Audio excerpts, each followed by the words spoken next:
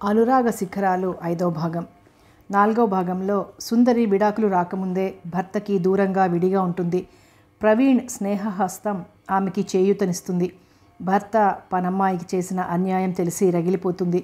ఆ పిల్లకు పురుడు పోసి మళ్ళీ పెళ్లి చేస్తానని చేరదీస్తుంది. తండ్రిని తీసుకుని జగన్నాథం వస్తాడు. తండ్రి మాటలకి ఆవేశంతో రగిలిపోతుంది సుందరి. కథ కొనసాగుతుంది. ఇదెక్కడి న్యాయం నాన్న? ఎవరు రాశారు మా ముఖాన? అందుకే తెగించి ఎదురీదుతున్నాను. నాకేం తక్కువైంది? ఏం లోపముంది? ఎందుకు భయపడాలి? నేనేం సిగ్గుపట్టం లేదు. నా జీవితాన్ని నా ఇష్టం వచ్చినట్టు మలుచుకుంటాను. దయచేసి నా దారికి అడ్డు రావద్దు. చేతులు జోడించి దీనంగా తండ్రిని ప్రార్థించింది. సుందరి ఇన్ని మాటలు ఎప్పుడు నేర్చింది? జీవితం నేర్పిన పాఠాలా ఇవి? అటు ప్రవీణ్ ఇటు తండ్రి ఇద్దరూ ఆశ్చర్యపోతున్నారు. నిలువెల్లా రగిలిపోతున్న అగ్ని పర్వతంలా ఉన్న ఆ స్త్రీమూర్తిని తేరిపారా చూడలేకపోతున్నారు. సుందరి గుండె క్షణక్షణానికి బరువెక్కుతోంది. మనసులో మంటలు, ముఖమంతా వెచ్చని సెగలు సోకి కమిలిపోయింది. ఆమెలో రగిలే అంతర్జ్వాలకు ప్రతినిధిగా సుకుమారమైన వదనం వన్నె తరిగి విషాదపు రేఖలు అలుముకుంది. కూతురు అలా ధైర్యంగా వీరనారిలా విజృంభించి మాట్లాడుతుంటే చలపతిరావు నోరు తెరుచుకుని వింటూ ఉండిపోయాడు. ప్రవీణ్ ఆయన్ని అవతలికి తీసుకెళ్లి విషయాలని నెమ్మదిగా వివరించాడు. 1 గంట గడిచేసరికి ఆయనకి అల్లుడి ప్రవర్తన మీద అసహ్యమేసింది. తన నిర్లక్ష్యానికి తన మీద తనకే విసుగు, కోపం కలిగాయి. కూతురు ఇలా స్వేచ్ఛగా ఉండటం మాత్రం ఆయనకి నచ్చలేదు. ఆ మాట పైకి అనలేకపోయాడు. జగన్నాథం కోపంతో దుమదుమలాడిపోయాడు. తన ప్రయత్నం ఫలించకపోయేసరికి వెర్రి కోపంతో ఊగిపోయాడు. సుందరి వంశాన్ని దుమ్మెత్తిపోశాడు. ప్రవీణ్ అంత చూస్తానని ప్రతిజ్ఞ చేశాడు. సుందరి అతనికి ఎదురు సమాధానం చెప్పలేదు. కొన్ని సమయాల్లో మౌనమే మహా ఔషధంలా పనిచేస్తుంది. తిట్టి తిట్టి జగన్నాథం అలసిపోయాడు. ఆ తరువాత సుందరిని ఎలాగైనా తన దారికి తెచ్చుకోవాలని రకరకాల ప్రయత్నాలు చేశాడు జగన్నాథం. వివేకానంద్, అరవింద్ స్కూల్ నుంచి వస్తుంటే వాళ్ళిద్దరినీ తన నమ్మకమైన స్నేహితుల చేత మాయం చేయించాడు. కొడుకుల కోసమైనా సుందరి దారిలోకి వస్తుందని అతని ప్రగాఢ విశ్వాసం. సుందరి ఈ చర్యకి బెదిరిపోలేదు. తన పిల్లలు మాయం కావటానికి భర్త జగన్నాథమే కారణమని కేసు పెట్టింది. నా పిల్లల్ని నేనే ఎందుకు మాయం చేస్తాను? వాళ్ళని 4 రోజులు ఉంచుకొని పంపిద్దామని తీసుకెళ్లాను. వాళ్ళ అమ్మకి చెప్తే ఒప్పుకోదని చెప్పకుండా తీసుకెళ్లానంటూ కాళ్ల బేరానికి రాక తప్పలేదు జగన్నాథానికి. ముత్యాలను నమ్మించి మోసం చేశాడని బలమైన సాక్ష్యాలు సేకరించి ఆ కేసు వాదించడానికి లాయర్ భారతిని నియమించింది. లాయర్ భారతి అసాధారణ మేధా సంపత్తి గలది. ముఖ్యంగా దీనులు, అసహాయులు అయిన స్త్రీల కేసుల్లో ఆమె అతి చాకచక్యంగా డీల్ చేస్తోంది. అన్ని రకాల ఉచ్చులు పన్నేసరికి జగన్నాథం ఊపిరాడక గిలగిలా కొట్టుకుపోయాడు. మర్యాదగా పిల్లల్ని తీసుకొచ్చి తల్లికి అప్పగించాడు. సుందరి విజయగర్వంతో నవ్వింది. ప్రేమగా ఆప్యాయంగా పిల్లల్ని దగ్గరకు తీసుకుని ముద్దులాడింది. జగన్నాథాని కొళ్ళు మండిపోయింది కానీ ఏమీ చేయలేకపోయాడు. చివరి ప్రయత్నంగా 4 రౌడీలకి బాగా తాగించి సుందరి ఇంటి మీదికి ఉసిగొల్పాడు. ఆమెకి మానభంగం జరిగితే గానీ తనకి మనశ్శాంతి ఉండదు అనుకునేంత రాక్షసత్వానికి ఎదిగిపోయింది అతని కర్కశ హృదయం. పగ, ప్రతీకారం ఈ రెండే అతనికి ముఖ్య లక్ష్యాలు. ఒక ఆడదానికి, అందునా తను తాళికట్టిన ఆడదానికి ఇంత అహంకారమా అని అతని నరనరం ఉద్రేకంతో పొంగిపోయింది. ఆ ఉద్రేకంలో, ఆవేశంలో ఏం జరుగుతుంది, తానేం చేయబోతున్నాడు అనేది కూడా తెలుసుకోలేకపోయాడు. ఆ రోజు సుందరి అదృష్టం బాగుంది. ప్రవీణ్ హైదరాబాద్ ప్రయాణమై బస్ తప్పిపోవటంతో ప్రయాణం మర్నాటికి వాయిదా వేసుకుని తిరిగొచ్చేశాడు. అతని కళ్ల ముందు జరగబోతున్న ఘోరం చిటికెలో అర్థమైపోయింది. ఇరుగు పొరుగు స్నేహితుల్ని లేపుకొచ్చి ఆ రౌడీల్ని చిత్తుగా తన్ని వదిలేశాడు. జగన్నాథం మీద మరో కేసు తయారైంది. ఇన్ని జరిగినా అతని బుద్ధి మారలేదు. ఎదురుగా భార్య అభ్యున్నతిని చూసి ఓర్వలేక ఆ ఊరు నుంచి ట్రాన్స్ఫర్ చేయించుకుని వెళ్ళిపోయాడు జగన్నాథం. నాయనా అరవింద్, అది నా జీవిత గాథ. రాస్తే ఒక పెద్ద నవలవుతుంది. ఇలాంటి కథలు మన భారతదేశంలో కోకొల్లలు. ముగింపులు వేరువేరుగా ఉంటాయి కానీ వేసారిన హృదయాల గాథలు చిన్న చిన్న మార్పులతో ఇలాగే ఉంటాయి. నాన్నగారు నువ్వు కలిసి ఎందుకు ఉండకూడదు అని నువ్వు అడిగిన ప్రశ్నకి సమాధానం నా ఈ కథ. ఒక తల్లి తన కొడుక్కి ఇలా రాసుకోవటం, సంజాయిషి ఇచ్చుకోవాల్సి రావటం దురదృష్టకరం. ఇది చదివిన తర్వాత కూడా నీ మనసు మారలేదంటే అది నా దౌర్భాగ్యం అనుకుంటాను. నా పెంపకంలో ఎక్కడో లోపం ఉంది అనుకుంటాను. మీ నాన్నగారి నీడ కూడా మీ మీద పడకూడదని అతి జాగ్రత్తగా మిమ్మల్ని పెంచుకొచ్చాను. ఆయన లక్షణాలు పొరపాటుగానైనా మీకు సంక్రమించకూడదని ఎన్నాళ్ళలో ఘోర తపస్సు చేశాను. కానీ నా ఆశ ఫలించలేదు. నేను శాపగ్రస్తని. ఆకాశ దీపాలని అందుకోవాలని వెర్రిగా అరులు చాచాను. మీ నాన్న విషపు నీడపడి అన్నయ్య నాకు దూరం అయ్యాడు.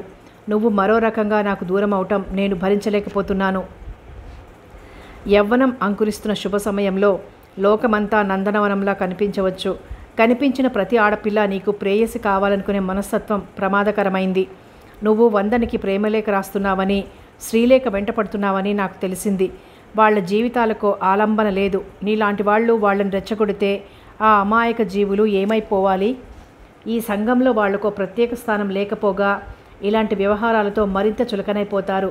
నీకు తెలియదు జీవితం గురించి. అందమైన యవ్వన మధుపాత్ర అని అనుకుంటున్నావు. అందులో కల్తీ కలిస్తే విషప్రాయం అవుతుంది. గుర్తుంచుకో నా బంగారు తండ్రి. నువ్వు తప్పుడు దోవలో నడుస్తున్నావని తెలుసుకున్న రోజు నాలో నేనే ఎంతగా కుమిలి కుమిలి ఏడ్చానో తెలుసా? నేను కట్టుకున్న ఆశల పందిరి కూలి నా నెత్తినే పడింది. నీకేది వారసత్వంగా రాకూడదనుకున్నానో అవే వచ్చే లక్షణాలు కనిపించాయి. భయంతో కంపించిపోయాను. నీకెలా నచ్చచెప్పాలో, ఎలా మంచి మార్గంలో పెట్టాలో అని నాలో నేనే మదనపడిపోయాను. నాయనా అరవింద్, నా అంతరంగ ఘోష అర్థం చేసుకున్నావు కదూ? ఆడపిల్లల జీవితాలతో ఆటలాడుకోకు.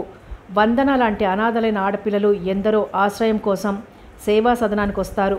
మీలాంటి యువకులు వలపు వల విసిరి ఆ అమాయక కన్య హృదయాలను బంధిస్తే ఎలా? మీ నాన్నగారిలా నువ్వు వ్యసనపరుడివి, స్త్రీలోలుడివి కాకూడదు. అదే నా కోరిక. అలా జరిగిన మరుక్షణం నేను నీ కంటికి కనిపించను. ముత్యాలు కొడుకు ప్రయోజకుడయ్యాడు. వైజాగ్ షిప్యార్డ్లో ఉద్యోగం చేస్తున్నాడు. ముత్యాలని ఒక ఉత్తముడి చేతిలో పెట్టి తృప్తిగా నిట్టూర్చాను. ముత్యాలు ఎవరనుకుంటున్నావా? నా కథలో తారసిలిన ఒక దీనురాలు. నా మనసేమిటో నీకు తెలిసిపోయిందనుకుంటాను. ప్రేమతో అమ్మ. సుదీర్ఘమైన ఆ లేఖని చదివి బరువుగా నిట్టూర్చాడు అరవింద్. తల్లి జీవితమంతా కళ్లకు కట్టినట్లయింది. కళ్లల్లో బాష్పబిందువులు నిలిచాయి. అమ్మా, నీ మనసు ఎంత నొప్పించాను. సరదాగా అందంతో ఆడుకుందామని, పరువాల పరిమళాలు కలకాలం గుర్తుంచుకునేలా చరిత్ర సృష్టించుకోవాలని ఆశపడ్డాను కానీ నీ మనసింత గాయపడుతుందనుకోలేదు. నీ ఆశలు వమ్ము చేయనమ్మా. నీ కంటి వెలుగుగా నీ ఆశయాలకు అనుగుణంగా ప్రకాశిస్తాను మనసులోనే గట్టిగా అనుకున్నాడు. అలా అనుకోగానే మనసంతా తేలిగ్గా అయిపోయినట్లు అనిపించింది. భర్తతో ఎటూ సుఖపడలేదు ఆమె. కొడుకుల వల్ల అయినా సుఖపడాలి అనుకున్నాడు నిండు మనసుతో. వివేకానంద్ పబ్లిక్ గార్డెన్స్లో అసహనంగా తిరుగుతున్నాడు. అతనికి పిచ్చెక్కినట్లుగా ఉంది. బిర్లా మందిర్, నౌబత్ పహాడ్, చార్మినార్, గోల్కొండ, సాలార్జంగ్ మ్యూజియం అన్నీ తిరిగేశాడు స్నేహితుడు కమలాకర్ని వెంటేసుకుని. అయినా ఎక్కడా మనశ్శాంతి దొరకలేదు. అందమైన పాలరాతి శిల్పాల్లో కానీ, ప్రకృతి సౌందర్యంతో తుళ్ళింతపడే ప్రదేశాల్లో కానీ, భాగ్యనగర సౌందర్యంలో కానీ అతనికి మనశ్శాంతి దొరకలేదు. అది ఆ తల్లి ఒడిలోనే, ఆ చల్లని తల్లి గుండె గుడిలో తప్ప ఇంకెక్కడ దొరుకుతుంది? కమలాకర్ తన గర్ల్ ఫ్రెండ్ సుశీలతో మాట్లాడుతూ దూరంగా వెళ్ళిపోయాడు.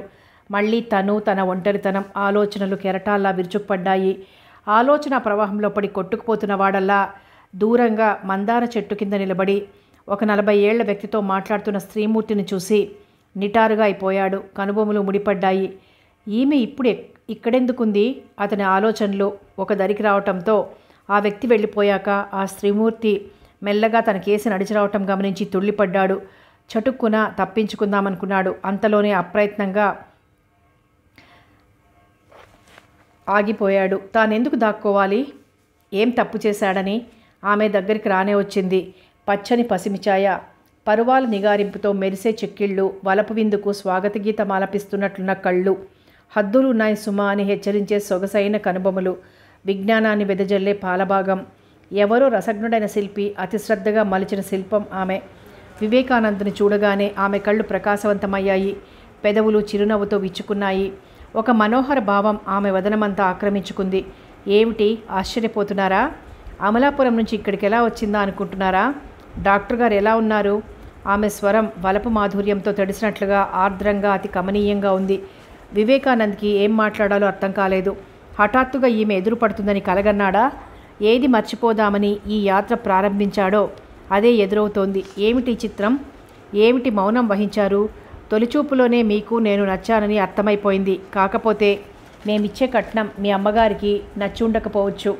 అందుకే లెటర్ రాయలేదు. మీరు లేఖ రాస్తారని ఎదురు చూసి మా అమ్మ కళ్ళు కాయలు కాచిపోతున్నాయి. సారీ సుచరిత, అదేం లేదు. నేను చెప్పేది కొంచెం సావధానంగా విను. ముందు ఇలా కూర్చో. ఏం చెప్తారు? మీ కుటుంబ చరిత్ర మంచిది కాదు, అందుకే మీ సంబంధం వద్దనుకున్నాం అని చెప్తారా? వేలకు వేలు కట్నాలు ఇవ్వలేనని మీ మొహాలు చూస్తేనే తెలిసిపోయిందిలే అని చెప్తారా? సుచరిత వాక్ప్రవాహానికి ఆనకట్ట వేయలేకపోయాడతను. ప్లీజ్ మీరు కాస్త ఆవేశం తగ్గించుకుంటే నేను మాట్లాడతాను అభ్యర్థించాడు.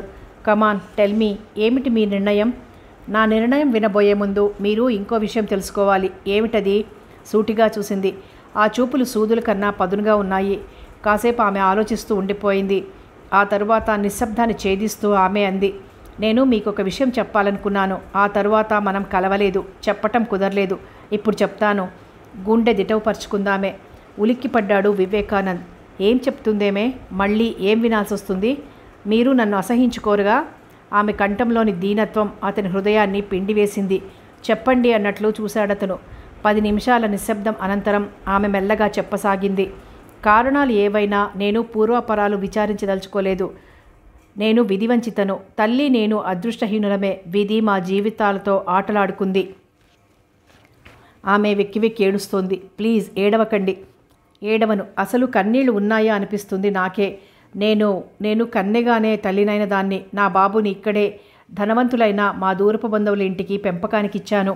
మమకారం చంపుకోలేక అప్పుడప్పుడు వచ్చి చూసి వెళ్తుంటాను. సుచరిత 2 మోకాళ్ల మధ్య తలదూర్చి దుఃఖించసాగింది. వివేక హృదయం కరిగిపోయింది. ఎందుకలా జరిగింది? అతనికి ఎంత ఆలోచించినా అర్థం కాలేదు. ఆమెకి దగ్గరగా జరిగి ఆప్యాయంగా తలనిమురుతూ ఉండిపోయాడు. ఇప్పుడు చెప్పండి, నేనంటే మీకు ఇష్టమేనా? ఆనాడు మీ కళ్ళల్లో వెలిగిన తొలివలపు కాంతి ఇంకా మాసిపోలేదని చెప్పండి. మీలాంటి సంస్కార హృదయుని చాటున నా జీవితం హాయిగా సాగిపోతుందని చెప్పండి. అతను చేయి పట్టుకొని ఊపుతూ ఉద్వేగంగా అడిగింది. నువ్వంటే నాకెప్పుడూ ఇష్టమే. ఏ అన్న తన చెల్లెల్ని ప్రేమించడు? ఆమె దౌర్భాగ్య స్థితిలో ఉన్నా కాదనుకోగలడా? అతని హృదయం మూగగా గొణుక్కుంది. ఎందుకు చెప్తారు? మీరు చెప్పలేరు. మీరు మగవాళ్ళండి, మగవాళ్ళు. ఆడదాని అసహాయతని ఆసరాగా వాడుకుంటారే తప్ప ఆమెకి జీవితాంతం నీడ కల్పించలేరు ఆవేశంగా అంది. లేదు సుచరిత, నువ్వు పొరపాటుగా ఆలోచిస్తున్నావు. అన్నగా నా మనసు అర్థం చేసుకో. నిజం తెలిస్తే నువ్వేమైపోతావోననే ఆవేదన. అంతేనమ్మా. ఆ మాటలు అతని పెదవులు దాటి బయటికి రాలేదు. ఇంతలో కరుణాకర్ దగ్గరగా వచ్చేశాడు. వివేక్, ఎవరి అమ్మాయి? నా చెల్లెలు. మిత్రుడి కళ్ళలోకి చూస్తూ సిన్సియర్గా అన్నాడు. నివ్వెరపోయింది సుచరిత. భలే వాడివే, ఊరికో చెల్లెల్ని సంపాదించుకుంటున్నావు కదరా. సరే కానీ రవీంద్ర భారత్లో మంచి డ్యాన్స్ ప్రోగ్రాం ఉంది, పదా. నీ గ్లూమ్నెస్ వదిలిపోతుంది. సుచరిత షాక్ తినదాల్లా అలాగే నిలబడిపోయింది. చెల్లెలు? అవును, పరస్త్రీ సోదరిగా. మరి చెడిపోయిన చెల్లెలు. పిచ్చిగా విరక్తిగా నవ్వుకుంది. ఎంత తెలివిగలవాడివి వివేకానంద్. ఆమె చరచర నడిచి వెళ్ళిపోతుంటే వివేకానంద్ బాధగా చూస్తూ ఉండిపోయాడు. అదేమిట్రా, మాటా పలుకు లేకుండా అలా వెళ్ళిపోతోంది? కొంపతీసి మెంటల్ కాదు కదా? కమలాకర్ కంగారుగా ప్రశ్నించాడు. ఆమెను వెళ్ళిపోనివ్వు కమలా, వెళ్ళిపోనివ్వు. భయంకరమైన ఈ నిజం వింటే ఆ సున్నిత హృదయం భరించలేదు. అందమైన అబద్ధంలోనే, ఆ మిథ్యలోనే ఆవిడని బతకని వ్యధాపూరిత స్వరంతో అన్నాడు. విస్మయంగా చూశాడు కమలాకర్. నువ్వు భలే చిత్రమైన మనిషివురా. క్షణానికో రకంగా మారిపోతుంటావు. ఈ తుఫాన్ బాధితులకి సాయం చేద్దాం. పోనీ వాళ్ళ బాధలు చూసి నీ బాధలన్నా మర్చిపోదువు గాని సలహా ఇచ్చాడు. తప్పకుండా కమలా, ఆ దీనులకి మన చేతనైన సాయం చేద్దాం. విధి వికటాట్టహాసంలో నలిగిపోయిన ఆ జీవితాలకి కాస్త అయినా ఊరట కలిగిద్దాం. మనం గొప్పగా చేయలేకపోయినా శ్రీరాముడికి ఉడత సాయం చేసినట్లు కొంతైనా చేయగలుగుతాం ఉద్వేగంగా అన్నాడు. సుందరి పక్క మీద అశాంతిగా అటు ఇటు కదులుతోంది. దూరాన గగనంలో నక్షత్రాలు మిణుకుమిణుకుమని మెరుస్తున్నాయి, మానవుల మనసుల్లోని ఆశల్లాగా. అరవింద్ ఆ కథంగా పూర్తిగా చదివాడా? చదివి మారతాడా? తన కలలు ఫలింపచేస్తాడా? ఆరాటంగా అనుకోసాగింది. చీకట్లో పడుకున్నావేమ్మా? అరవింద్ వచ్చి లైటేసే వరకు అలా ఆలోచనల ప్రవాహంలో కొట్టుకుపోతూనే ఉంది. అరవింద్, ఇలారా ఆప్యాయంగా పిలిచింది. బుద్ధిమంతుడిలా వచ్చి తల్లి పక్కనే కూర్చున్నాడు. ఏదో తప్పు చేసిన వాడిలా తల వంచేసుకున్నాడు. తల్లి ముఖంలోకి సూటిగా చూడాలంటే ధైర్యం చాలటం లేదు. నువ్వు అడిగిన ప్రశ్నకి సమాధానం దొరికిందా? రచయిత్రిగా ఎన్నో కథలు సుఖాంతం చేశాను కానీ నాకదే అసంపూర్ణంగా మిగిలిపోయింది. బాధగా నిట్టూర్చింది. గుండెలో సన్నని మంట. అరవింద్ అయోమయంగా తల్లి ముఖంలోకి చూశాడు. ఆ ముఖంలో తేజస్సుతో వెలుగుతున్న ఆ కళ్ళల్లో ఎన్నో భాషకందని భావాలు కనిపించాయి. నీ మనసు బాధపెట్టి ఉంటే క్షమించమ్మా. అతని గొంతులో పశ్చాత్తాపం, అంతులేని వ్యధ ధ్వనించాయి. తల వంచుకున్న కొడుకుని ఆప్యాయంగా చూసిందామె. నువ్వేం తప్పు చేయలేదు. అలా అడిగే హక్కు నీకుంది. చెప్పాల్సిన బాధ్యత నాకుంది. అమ్మా, నా మీద కోపం వచ్చింది కదూ, ప్లీజ్. ఏదో బాధలో అనేశాను. తండ్రి ప్రేమను వంచింపబడ్డామే అని బాధపడ్డాను కానీ నీ మనసులో ఇన్ని పెను తుఫాన్లున్నాయి అనుకోలేదు. భోంచేద్దాం రామ్మా, చేయి పట్టుకొని ఆప్యాయంగా అడిగాడు. నీతో ఒక ముఖ్య విషయం మాట్లాడాలి, కూర్చో. ఆ కంఠంలో ధ్వనించిన శాసనానికి అదిరిపోయాడతను. నువ్వు ఈ మధ్య చాలా పెద్దవాడివైపోయావు. స్వతంత్రమైన నిర్ణయాలు తీసుకుని స్వేచ్ఛగా ప్రవర్తిస్తున్నావు. ఏ నీడ నీ మీద పడకూడదని ఆశించానో అది వారసత్వంలో నిన్ను ఆదేశిస్తుంటే భరించలేకపోతున్నాను. సుందరి కంఠం దుఃఖంతో పూడుకుపోయింది. ప్లీజ్ అమ్మా, నువ్వేడిస్తే నేను చూడలేను. తల్లి కళ్ళల్లోకి ఆర్ద్రంగా ఆవేదనగా చూశాడు.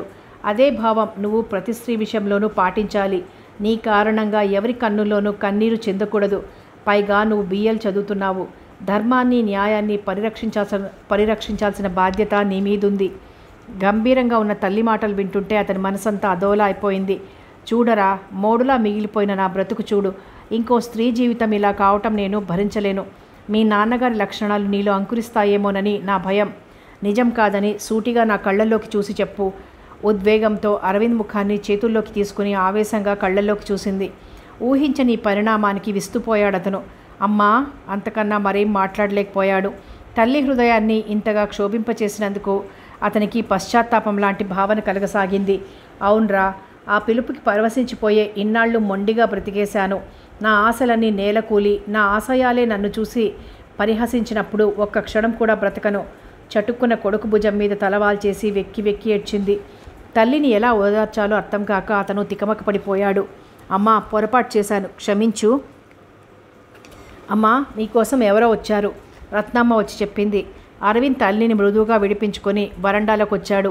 ఆ కొత్త స్త్రీ ఎవరో అతనికి అర్థం కాలేదు. ఆమెను వెంటబెట్టుకుని తల్లి గదిలోకి వచ్చాడు. ఆమె ఆప్యాయంగా సుందరి అంటూ చేతులు చాచింది. సుందరికి ఆమె ఎవరో గుర్తుకు రావటం లేదు. ఎప్పుడో ఎక్కడో చూసినట్లే ఉంది. ఎవరు? తన మనసుకి అత్యంత సమీపంగా స్మృతికెరటాలు ఆమె గుండెని ఊపివేస్తున్నాయి. ఎవరు? ఎవరు? సుందరి, నేను. గుర్తుకు రాలేదా? జానకిని. ఆమె కళ్ళల్లో ఆనంద బాష్పాలు మిలమిలా మెరిశాయి. సుందరికి ఆనందంతో నోటమాట రాలేదు. ఎన్ని సంవత్సరాలు గడిచిపోయాయి. జానకి మరికొంచెం లావెక్కి జానకమ్మైపోయింది.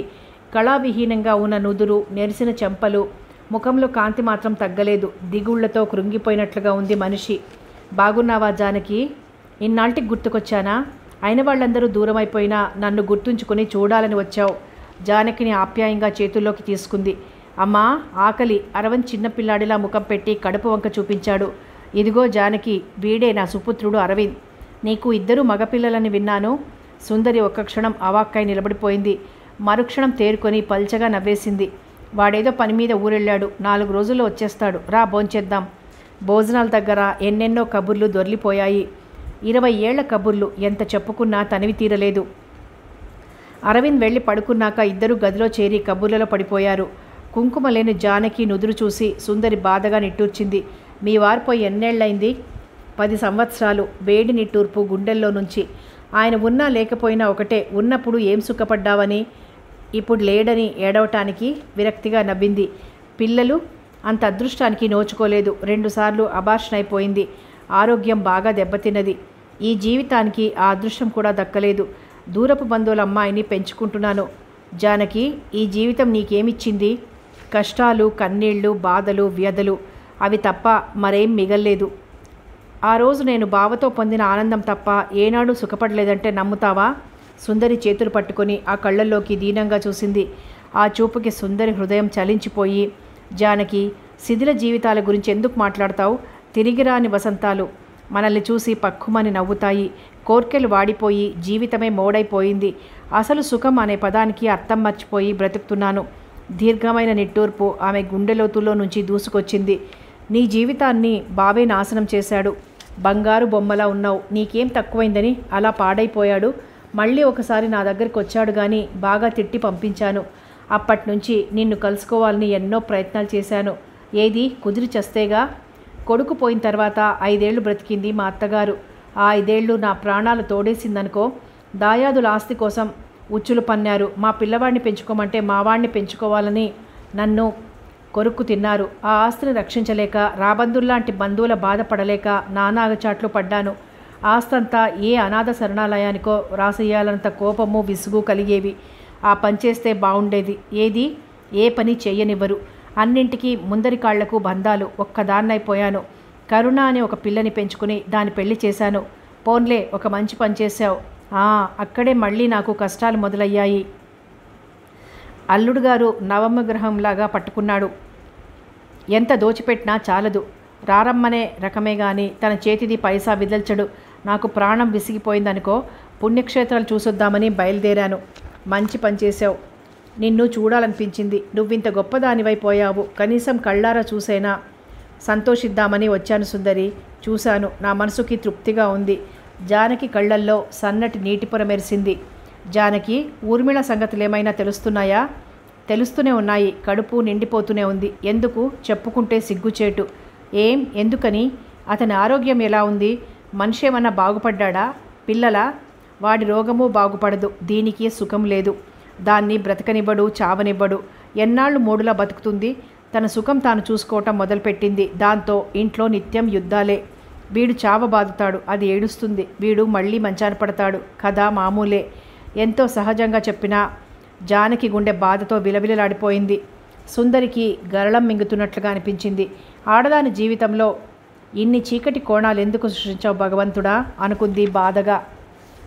మన సోది సరే గాని పెద్దవాడికి సంబంధాలు చూస్తున్నావా? చూస్తున్నాను. సరైంది దొరకాలిగా. ఏం చూస్తున్నావో?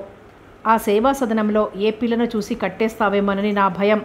జానకి చమత్కారంగా నవ్వింది. సుందరి మనసు కలుక్కుమంది. తప్పేముంది జానకి? వాళ్ళు మాత్రం మనుషులు కారా? వాళ్ళకి కోరికలు ఆశలు ఉండవా? ఈ కబుర్లు చెప్పటానికి బాగానే ఉంటాయి సుందరి.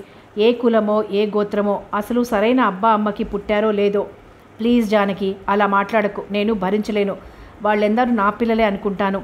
వాళ్ళకి అనుకూలురైన మగాళ్ళు దొరికి వాళ్ళ జీవితాలు సుఖ సంతోషాలతో సౌభాగ్యవంతంగా విలసిల్లాలని మనసారా కోరుకుంటాను. నువ్వు అలాగే అనుకో. నా ఇద్దరు కొడుకుల్లో ఎవరికిష్టమైనా ఒక అనాథని ఇంటి కోడలుగా తెచ్చుకోవటం నాకిష్టమే. స్థిరంగా దృఢంగా అంది. జానకి విస్మయంగా చూసింది. నీకు ఈ పిచ్చి బాగా ముదిరిపోయిందే. నీ సంస్కరణ ఇంట్లో నుంచి మొదలు పెట్టకు. రేపు వాళ్ళకు పుట్టే పిల్లలు ఎలాంటి వాళ్ళు అవుతారో. వేదాంతిలా నవ్వింది సుందరి. ఎంత పిచ్చిగా ఆలోచిస్తున్నావు జానకి?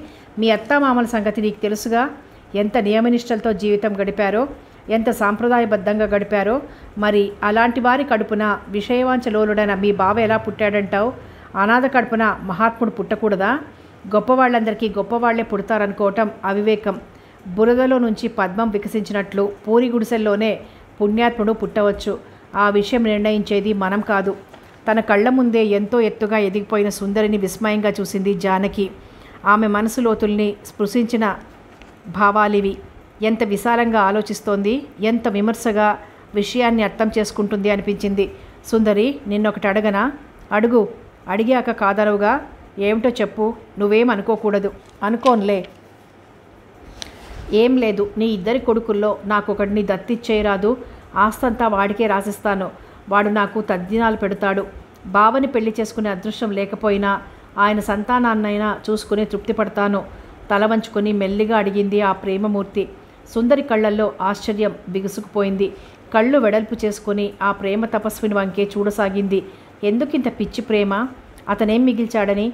ఓ స్త్రీ, నీ మనసు ఎంత మెత్తనిది. అసలు ఏమిటి ప్రేమతత్వం? ఎవరికి అంతుపట్టదు. ఎంతకీ అంతుపట్టదు. అందినట్లే అందుతుంది. అందకుండానే చేయి జారిపోతుంది. అల్లంత దూరంలో చౌలూరిస్తూ మురిపిస్తుంది. దగ్గరికి వెళ్తే అంతా శూన్యం. ఏమీ మిగలదు. ఏమిటి ఆలోచిస్తున్నావు సుందరి? నేను అనుచితంగా కోరానా? సుందరి ముఖంలో భావాలు జాగ్రత్తగా పరిశీలిస్తూ అడిగింది. సుందరి గంభీరంగా నవ్వేసింది. జానకి, నీ ఉద్దేశం బాగానే ఉంది. వాళ్ళిప్పుడు చిన్న పిల్లలు కారు. వాళ్లకో వ్యక్తిత్వం ఉంది. నిర్దిష్టమైన అభిప్రాయాలున్నాయి.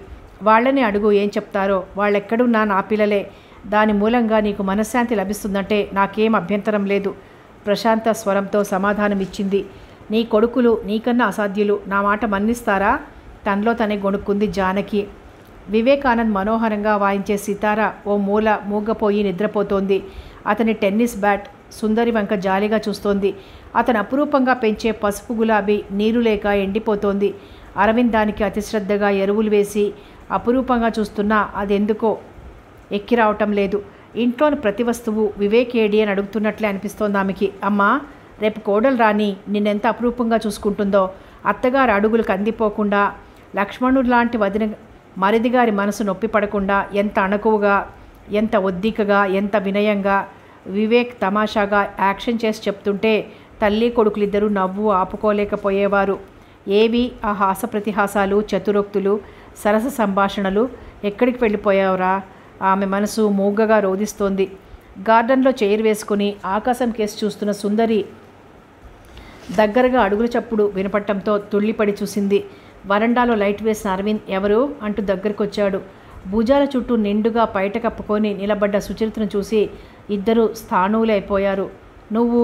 సుందరికి నోటమాట రావటం లేదు. సుచరిత హఠాత్తుగా సుందరి పాదాల దగ్గర కూర్చుండిపోయింది. అరవింద్ ఆశ్చర్యంతో స్తంభించిపోయాడు. ఈ అమ్మాయి ఎందుకు వచ్చినట్లు అతనికి ఎంత ఆలోచించినా అర్థం కాలేదు. లోపల నుంచి గ్లాస్తో మంచినీళ్లు తెచ్చి ఆమెకు అందించాడు. ఆమె ఆత్రంగా ఆ నీళ్లు గటగట తాగేసింది. థ్యాంక్స్ అంది అతని వంక కృతజ్ఞతగా చూస్తూ. సుందరి మనసు గందరగోళంగా తయారైంది. ఇప్పుడు ఈ పిల్ల ఏమర్థించటానికి వచ్చింది? ఏమడిగినా తాను ఇచ్చే స్థితిలో ఉందా? ఎందుకొచ్చానో అనుకుంటున్నారా? ఆ జీవితంతో విసిగెత్తిపోయిందమ్మా. మీ సేవా సదనంలో చేర్చుకోండి. ఏదైనా ఉద్యోగం దొరికితే వెళ్ళిపోతాను వణికే కంఠంతో మెల్లిగా అంది. ఆ పిల్ల ఈ నిర్ణయానికి ఎందుకు వచ్చిందో అర్థం కాలేదు. అడిగితే ఏమనుకుంటుందో. మీ అమ్మగారు అంటూ సగంలోనే ఆగిపోయింది. చెప్పానుగా ఆ జీవితంతో విసిగిపోయానని. ఆమె గత చరిత్ర పాపపు నీడలా నన్ను వెంటాడుతోంది. ప్రతివాడు వేలెత్తి చూపేవాడే. ఆ జీవితంతో రాజీపడి బ్రతకటం నాకు చేత కాలేదు. అందుకే పారిపోయి వచ్చేశాను. దయచేసి పొమ్మనకండి. మీ ఇంటి కోడల్ని అవ్వాలన్న ఆశ లేదు, కానీ కొంచెం ఆశ్రయం ఇవ్వండి. ఆమె గొంతు దుఃఖంతో కంపిస్తోంది. తల్లి కొడుకులిద్దరూ ఆమె భావానికి చలించిపోయారు. సుందరి పరిస్థితి ఇబ్బందిగా తయారైంది. ఎలా ఈమెను సమాధానపరచాలి? ఏం చెప్తే ఒప్పుకుంటుంది? అంతలో లోపల నుంచి జానకి వచ్చింది. సుచరితను చూసి మొదట్లో నిర్ఘాంతపోయింది. ఆమె మనసులో జ్ఞాపకాల తెరలు కదులుతున్నాయి. ఆలోచనలు అంతరంగాన్ని మదిస్తున్నాయి. నువ్వు శశిరేఖ కూతురివి కదూ? అవునన్నట్లు తలూపింది సుచరిత. జానకి ఏం నోరు జారుతుందోనని గుండెలు భయంతో కొట్టుకుంటున్నాయి సుందరికి. పెద్దలు చేసిన పాపాలకి పిల్లలు శిక్ష అనుభవించాలా అనిపించింది. మీ అమ్మ బావుందా? మళ్ళీ జానకి అడిగింది. బావుందన్నట్లు తలూపింది. ఏమిటి మాటలు రాని మూగమొద్దులా అలా తలూపటం? ఒకసారి నేను మీ ఇంటికి వచ్చాను, గుర్తుందా? గుర్తులేదు అంది మెల్లగా. వీళ్ళు నీకేమవుతారో తెలుసా? ఆ ప్రశ్నకి సుచరిత బెదిరిపోయింది. రెప్పలు టపటపలాడించింది. ఓ సి పిచ్చి పిల్ల, ఆ జగన్నాథం లేడు మా బావ, మీ అమ్మకి. జానకి సుందరి కోపంగా కసురుకుంది. నేనేమన్నాను సుందరి? మీరు ఆ మధ్య ఈ పిల్లని చూడటానికి వెళ్ళారని బావ చెప్పాడు. అందుకే తెలియకపోయినా ఇప్పుడు నిజం తెలుసుకోవాలనుకుంటున్నాను. చూడు సుచరిత, ఈవిడ నీకు పెద్దమ్మ అవుతుంది, అరవింద్ అన్నగారు. జానకి మాటలు ఈటెల్లా సోకాయి సుచరిత హృదయానికి. పులిపంజా బారి నుంచి తప్పించుకోవటానికి గిజగిజలాడుతున్న కుందెల్లా అయిపోయింది. ఏం జరుగుతోంది? తానేం ఆశించింది? ఎక్కడికి వెళ్ళినా పరిహాసాలేనా? ఈ జీవితానికి శాంతి లేదా? ఆనాడు వివేక్ చెల్లి అన్నాడు. ఇందుకే కాబోలు తాను అనవసరంగా అపార్థం చేసుకుంది. అసలు విషయం తెలియక ఏమేమో మాట్లాడింది. వాళ్ళేమనుకుని ఉంటారు? ఆమెకి భయంతో నాలుక పిడిచకట్టుకుపోయింది. చటుక్కున లేచి నిలబడి సూట్ కేసు చేతిలోకి తీసుకుంది. ఆమె ప్రయత్నాన్ని గమనించిన సుందరి సుచరిత చేపట్టుకొని ఆపేసింది. ప్రేమగా లాలనగా ఆమె కళ్ళల్లోకి చూసింది. ఎక్కడికి వెళ్తావమ్మా? ఇది నీ ఇల్లే, లోపలికెళ్ళు. అరవింద్, చెల్లాయిని లోపలికి తీసుకెళ్ళు ఆజ్ఞాపించింది. ఈ కొత్త వరస, ఈ వింత సంబోధన ఆమెకు అయోమయంగా అద్భుతంగా ఉంది. సుందరిని చూస్తుంటే హిమాలయ శిఖరాన్ని చూస్తున్నట్లే అనిపిస్తోంది. చటుక్కున వంగి ఆమె పాదాలంటి నమస్కరించింది. జానకి ఆ పిల్ల వీపు మీద ఆప్యాయంగా చేయివేసి లోపలికి తీసుకెళ్ళింది. అరవింద్కి ఇదంతా అద్భుత ఇంద్రజాలంలా అనిపిస్తోంది. అమ్మా సుచరిత అంటూ దగ్గరకొచ్చాడు. ష్, మాట్లాడకు అన్నట్లు పెదవుల మీద చూపుడు వేలుంచి సైగ చేసింది. రెండు చేతులతో చెంపలు వేసుకుని అల్లరిగా బుద్ధిగా నవ్వాడతను. సుందరి కొడుకు తలని ముందుకు వంచి నుదుటి మీద ఆప్యాయంగా ముద్దు పెట్టుకుంది. అంతరంగంలో అలలుగా చెలరేగుతున్న భావాలు ఆమెని నిలవనీయటం లేదు. రోజుకో కొత్త రకం సమస్య. ఈ సమస్యల్ని ఎదుర్కోమని సృష్టించాడు కాబోలు భగవంతుడు తనని. చిన్నగా నవ్వుకుంది. సుచరిత అరవింద్ నిద్రపోయారని రూఢీ చేసుకున్నాక జానకి మెల్లగా సుందరి గదిలోకి వచ్చి తలుపు గడియ వేసింది. సుందరి ఏమిటన్నట్లు చూసింది. ఆ పిల్ల తల్లి చరిత్ర అంత మంచిది కాదు సుందరి, దాన్ని ఇంట్లో పెట్టుకుంటావా? ఎంతమందిని ఉద్ధరిస్తావు? రహస్యంగా అంది. పోన్లే జానకి, ఆ పిల్లది గాయపడ్డ మనసు ఉండని. ఆమెకు మనశ్శాంతి లభిస్తుందంటే ఆమె ఎన్నాళ్ళున్నా నాకు ఇష్టమే. ఎటూ నాకు ఆడపిల్లలు లేరు, ఆ ముచ్చట తీరుతుంది. ఏ భావానికి అందకుండా, ఏ తుఫానులకి చలించకుండా స్థిరంగా గంభీరంగా హిమాలయంలా ఉండిపోయే సుందరిని చూస్తుంటే జానకికి క్షణక్షణానికి ఆశ్చర్యం పెరిగిపోతోంది. ఏం మనిషి, దేనికి చలించదు, అందరూ తనవాళ్లే అనుకుంది విస్మయంగా. ఇదేనా నువ్వు చెప్పదలుచుకున్నది? నే చెప్పదలుచుకున్నది అదే గాని నే కోరిన విషయం ఆలోచించు, మర్చిపోవద్దు. ఆస్తికి వారసుడంటూ ఒకడుంటే తప్ప నాకు ఈ బంధువుల బాధ తప్పిపోదు. అల్లుడుగారి సాధింపులు భరించలేకపోతున్నాను వ్యధాపూరిత స్వరంతో అంది. ఆలోచిద్దాంలే, వెళ్ళి పడుకో జానకి. జానకి మరేం మాట్లాడకుండా వెళ్ళిపోయింది. సుచరితకి ఇప్పుడు మనసు ప్రశాంతంగా ఉంది. జీవితం ఒక తీరానికి చేరినట్లు అనిపించసాగింది.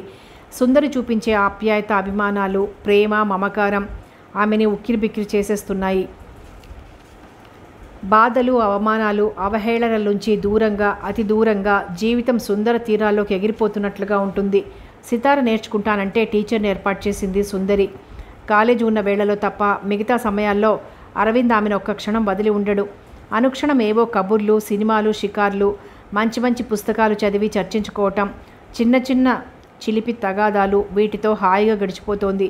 కొత్తగా ఏర్పడిన ఈ అనుబంధం అరవింద్ మనసుని చిత్రమైన అనుభూతికి లోను చేస్తోంది. అందరి హృదయాల్లోనూ ఒకే బాధ చెలరేగుతోంది. అదే వివేకానంద్ ఏమైపోయాడని. సుందరి మామూలుగా తిరుగుతున్నా ఆమె మనసులో లేదు. కొడుకుని గురించిన ఆలోచనలు ఆమె హృదయాన్ని తొలిచేస్తున్నాయి. ఆ రోజు సాయంత్రం పచ్చ గులాబీ మొక్కకి నీళ్లు పోస్తూ కళ్ళ నీళ్లు పెట్టుకుంది సుందరి. అమ్మా, సుహాసిని ఆంటీ వచ్చిందే, అరవింద్ సంతోషంగా అంటూ వచ్చాడు. సుందరికి ఆనందాతిరేకంతో గుండె జల్లుమన్నది. నరనరాల్లోనూ నూతనోత్సాహం చరచరా ప్రవహించినట్లయింది. చేతిలో ఉన్న నీళ్లు పూర్తిగా తొట్లో వంపేసి నిటారుగా నిల్చుంది. ఆత్రంగా, ఆనందంగా, అణుచుకోలేని ఉద్వేగంతో ముందుకి 2 అడుగులు వేసింది. నవ్వుతూ ఎదురుగా సుహాసిని వరాలిచ్చే దేవతలా ప్రత్యక్షమైంది. చిరుదరహాసం ముఖాన మెరుస్తుండగా ఇద్దరి చూపులు కలుసుకుని అంతులేని స్నేహమాధుర్యం ప్రవహించింది. మాటలు కొరవైన వారిలా ఇద్దరూ ఒకరినొకరు గాఢంగా హృదయానికి హత్తుకున్నారు. 5 నిమిషాల వరకు ఆ సున్నిత హృదయాల నిశ్శబ్ద సంగీతం ఆ ప్రదేశమంతా నిండిపోయింది. అరవింద్ వాళ్ళిద్దరి వంక ఆరాధనాభావంతో చూస్తున్నాడు. పూలు కోస్తున్న సుచరితకి కళ్ళల్లో నీళ్లు తిరిగాయి. స్నేహం ఎంత అపురూపమైనది అనుకుంది. అంతకుముందే అరవింద్ సుహాసిని గూర్చి పూర్తిగా చెప్పేశాడామెకి. సృష్టిలో తీయనిది స్నేహమే నోయి అతని గుండెలో సన్నని రాగం వినిపిస్తోంది. సుంది, నీ లెటర్ చూడగానే ఇంట్లో ఒక్క క్షణం కూడా కాలు నిలవలేదనుకో. ఏది, ఈయన సమయానికి ఇంట్లో లేరు, హైదరాబాద్ వెళ్లారు. వచ్చే వరకు ఎలాగో ఊపిరి బిగబట్టుకొని ఉన్నాననుకో. సుహాసిని ఆనందంతో గబగబా మాట్లాడేస్తోంది. సుందరి తన ప్రియబాంధవిని కనుల నిండుగా చూసుకుంటోంది. ఏమిటి ఆ పిచ్చిచూపు, మాటా పలుకు లేకుండా? సుందరి భుజం పట్టుకొని కుదిపి అరవింద్ వైపు తిరిగి ఆప్యాయంగా అడిగింది. ఏమోయ్ అరవింద్, బాగా పొడుగైపోయావు. ఎలా సాగుతోంది చదువు? బాగానే సాగుతోందన్నట్లు తల ఊపి సిగ్గుగా నవ్వాడు. అప్పుడు కానీ సుచరితను చూడలేదు సుహాసిని. ఎవరు అన్నట్లు చూసింది. సుచరిత, ఒక్కో అక్షరమే వత్తి పలుకుతూ అంది సుందరి. నవ్వుతున్న సుహాసిని ముఖం హఠాత్తుగా గంభీరంగా మారిపోయింది. అవన్నీ తర్వాత మాట్లాడుకుందాం, ముందు నువ్వు లోపలికి నడువు. సుందరి స్నేహితురాల్ని ఆప్యాయంగా పట్టుకొని లోపలికి తీసుకెళ్ళింది. సుహాసిని స్నానం చేసి విశ్రాంతి తీసుకున్నాక అందరూ కలిసి భోంచేశారు. సుందరికి మాత్రం వివేకానంద్ లేని లోటు గుండెని పిండేస్తోంది. వక్కపుడి నమ్ములుతూ హాల్లో కూర్చున్నాక సుహాసిని అంది, ఇంతకీ వివేకానంద్ సంగతి ఏమైనా తెలిసిందా? సుచరిత ఉలిక్కిపడింది. తల్లి కొడుకులిద్దరూ బాధగా ముఖాముఖాలు చూసుకున్నారు తప్ప మరేం సమాధానం ఇవ్వలేదు. ఏమిటర్రా మీ మూగభాషలు? అరవింద్, మీ అంకుల్ కూడా ఈ మధ్య మాటలు బాగా తగ్గించేశారు. అన్నిటికీ సైగలే. ఏమన్నా అంటే టైం లేదు, ఆఫీస్ పని అంటే ఒకటే హడావిడి. ఇంట్లో ఒక్కదాన్ని చచ్చిపోతున్నాననుకో. నీ దెబ్బకి హడలిపోయింటారు అన్నయ్య గారు. సుందరి సున్నితంగా పరిహాసమాడింది. సుహాసిని పకపకా నవ్వేసింది. అంత స్వచ్ఛంగా, అంత నిండుగా ఎలా నవ్వగలుగుతోంది? ఎక్కడి నుంచి వచ్చింది ఆత్మశక్తి? నీ దెబ్బకి మా అన్నయ్య గారు అజాపజా లేకుండా వెళ్ళిపోయారు. పకపకా నవ్వేసింది. చటుక్కున నవ్వాపేసి కళావిహీనమైన సుందరి ముఖం చూసి నొచ్చుకుంది. అప్పటికి గానీ తను చేసిన పొరపాటేమిటో అర్థం కాలేదామెకి. ఎందుకే అంత నవ్వు? నా జీవితం చూసి నీకు నవ్వులాటగా ఉందా? లేకపోతే ఏమిటే, ఏదో ప్రళయం వచ్చినట్లు ఆ పోజులు నువ్వును. జీవితంలో ఎన్నో పోగొట్టుకున్నా అయినా బాధపడలా. ఈనాడు నా జీవన సర్వస్వాన్ని, నా బాబుని ఆమె కంఠం దుఃఖంతో పూడుకుపోయింది. కళ్ళ నుంచి నీళ్లు జలజల రాలిపోయాయి. సుహాసిని దగ్గరగా వచ్చి సుందరి కన్నీళ్లు తుడిచింది. పిచ్చి, ఏడవకు, వివేక్ ఎక్కడికి వెళ్ళిపోలేదు. సుందరి ముఖం ఆనందంతో వికసించింది. సుహా, నీకు తెలుసా ఎక్కడున్నాడో? ప్లీజ్ చెప్పవే బాబు. క్షణక్షణం వాడిని గురించిన ఆరాటంతో నా ప్రాణం పోతోంది. అమ్మా, అంత తేలిగ్గా చెప్పేస్తానా అన్నట్లు ఊరిస్తూ చూసింది. ఆంటీ, అన్నయ్య ఎక్కడ కనిపించాడు? బాగున్నాడా? ఇంటికి ఎప్పుడొస్తానన్నాడు? అరవింద్ ప్రశ్నల వర్షం కురిపించాడు. స్టాప్ స్టాప్, ప్రస్తుతం దివిసీమలోని తుఫాన్ బాధితులకి సహాయం చేస్తున్నాడు. డాక్టర్గా, దేశ పౌరుడిగా తన కర్తవ్యం నెరవేర్చుకుంటున్నాడు. సుహాసిని కళ్ళు గర్వంతో మెరిశాయి. నిజంగాన సుహా? సుందరి కళ్ళల్లో కోటివెన్నెల కాంతి. అక్షరాల నిజం. వాడు ఎక్కడెక్కడో తిరిగి చివరికి నా దగ్గరకు వచ్చేశాడు. మనశ్శాంతి లేదా అంటే నన్నేం చేయమంటావు అంటూ విరక్తిగా మాట్లాడాడు. వాడిని కన్విన్స్ చేసి ఈ లోకంలో పడేసరికి నాకు తాతల దిగొచ్చినంత పనైందనుకో. అదంతా నా ప్రతిభ కాదు సుమా, మా అమ్మాయి చాకచక్యమే. అమ్మా, ఎంత శుభవార్త చెప్పారా ఆంటీ? అరవింద్ హృదయం మీద చేయి వేసుకుని తృప్తిగా నిట్టూర్చాడు. మీకు వెంటనే స్వీట్ తినిపించాలి అంటూ హడావిడిగా వంటింట్లోకి పరిగెత్తాడు. సుచరిత మనసు ఆనంద జలదయ అయిపోయింది. చేతిలో మైసూర్పాక్తో తిరిగొచ్చాడు. ఆ మైసూర్పాక్ సుహాసిని నోటికి అందించాడు ఆప్యాయంగా. బాబోయ్, మీ తల్లి కొడుకులకి ఏదొచ్చినా పట్టలేం. సుహాసిని మైసూర్పాక్ని అవస్థపడుతూ నమిలేసింది. అమ్మా నీకు అంటూ సుందరి దగ్గరికి వచ్చాడు. ఆమె ఉగ్రరూపం చూసి టక్కున ఆగిపోయాడు. అమ్మా, నా మీద ఇంకా కోపం పోలేదా? దీనంగా అడిగాడు. ఆడవాళ్ల జీవితాలతో ఆటలాడుకునే వాళ్ళని చూస్తే నాకు అసహ్యం అరవింద్. ఆఖరికి వాడు కొడుకైనా భరించలేను. ఆమె గొంతు బాధతోనూ వేదనతోనూ కంపించిపోయింది. ఒక్క క్షణం మౌనంగా నిలబడి అంతలోనే ఏదో నిర్ణయానికి వచ్చిన వాడిలా తల్లి వంక చూశాడు. ఇంకెప్పుడు పొరపాటు చేయనమ్మా, వందనకి క్షమాపణ చెప్పుకుంటాను. తండ్రి ప్రేమకెటూ నోచుకోలేదు. నువ్వు కూడా కోపం చూపిస్తే నేనేమైపోతాను?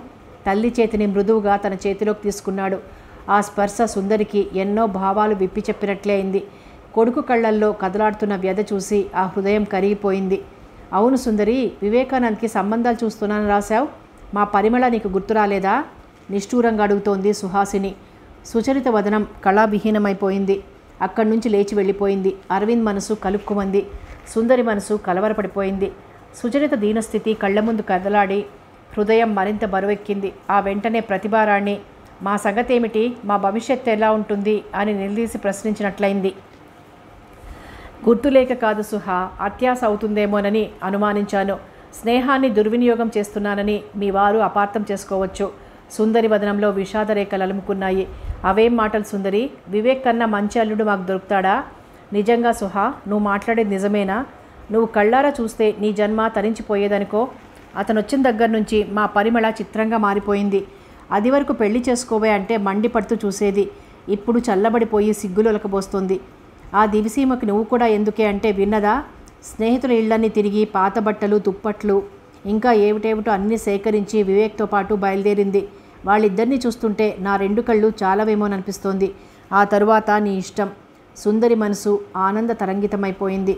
సుహాసిని నోటి నుంచి వచ్చే ఒక్కొక్క మాట అమృత గుళికలా, నవనందనపు చినుకులా ఉన్నాయి. అంతకన్నా నే కోరుకునేదేముంది? ముళ్ళ పొదల్లో ముద్దు గులాబీ వికసిస్తుంటే నాకు ఆనందమే.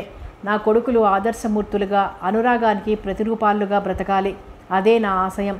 సుహాసిని వంక, అరవింద్ వంక తృప్తిగా ఆనందంగా చూసింది. ఇన్నాళ్లకి జీవితానికో సుస్థిరమైన గమ్యం కనిపించినట్లు అనిపించింది. జీవన కావ్యగానం మనోహరంగా వినిపిస్తోంది చెవులకి. సుహాసిని ఆ తల్లి కొడుకుల వంక తృప్తిగా మెరిసే కళ్ళతో చూసింది. సుందరి కన్నుల్లో నవయామిని మిలమిలా మెరిసింది. భగవంతుడా, నన్నిలా కరుణించావా అంటూ భక్తిగా కళ్ళు మూసుకుంది. దూరాన గుడిగంటలు ఆశీర్వదిస్తున్నట్లు శ్రావ్యంగా వినిపించాయి. సమాప్తం. అనురాగ శిఖరాలు నవల సమాప్తం. మరో మంచి నవలతో మళ్ళీ కలుద్దాం.